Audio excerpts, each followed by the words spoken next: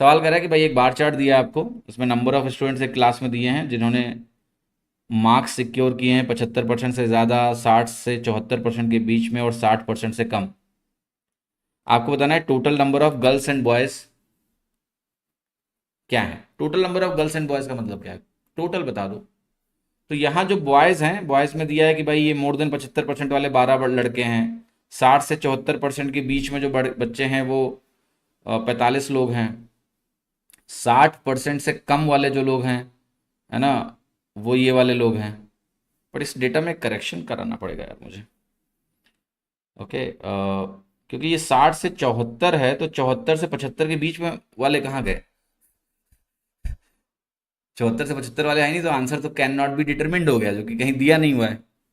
तो मुझे ऐसा लग रहा है कि ये जो डेटा होना चाहिए, ये वाला डेटा, ये ऐसा लिखा होना चाहिए कि 60% ग्रेटर देन, एक मिनट ऐसे लिखते हैं,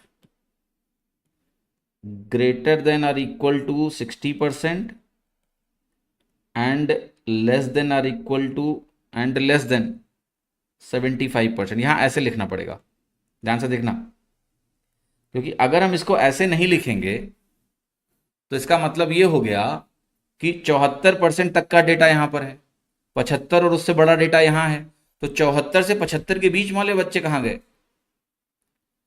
greater than or equal to 75 के लिखा है भैया, 74 के बाद के डेटा कहां है? 74 से 75 वाला डेटा कहां है?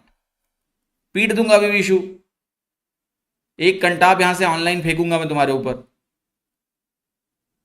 अरे यार, चल तू अपने आप को थप्पड़ मारे। अबे 60 से 74 लिखा हुआ है, फिर 75 से बड़ा लिखा हुआ है, 74 से 75 के बीच वाले कहां गए? कहां गए वो?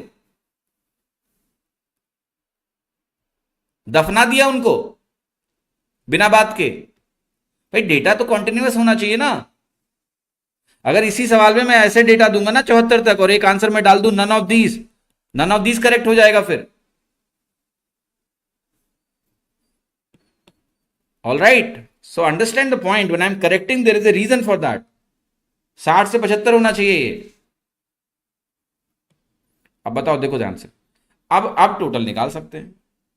12 जोड़ डालो सब, ये हो गया 12 8 20, 20 में 45 जोड़ा 65, 65 और 7 72, 72 5 77, 77 में 53 जोड़ा 130।